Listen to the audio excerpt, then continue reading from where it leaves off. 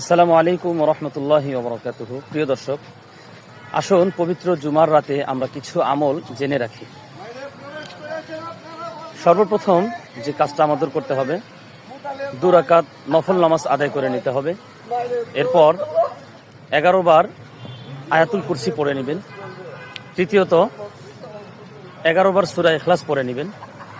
আর 100 বার রাসূল সাল্লাল্লাহু আলাইহি ওয়াসাল্লামের উপরে দরুদ পাঠ করবেন। এরপরে ওযু সহকারে পবিত্র হয়ে বিছানায় শয়ন করবে।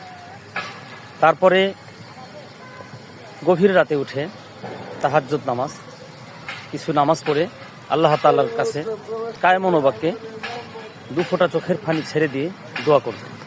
ইনশাআল্লাহ এই আমলগুলির মাধ্যমে হয়তোবা আমি অথবা আপনি রাসূল সাল্লাল্লাহু আলাইহি ওয়াসাল্লামের দিদার লাভে ধন্য হতে পারি ইনশাআল্লাহ। আল্লাহ তাআলা আমাদের সবাইকে আমল করার তৌফিক দান করুন। ভিডিওটি ভালো লাগলে সর্বোচ্চ শেয়ার করে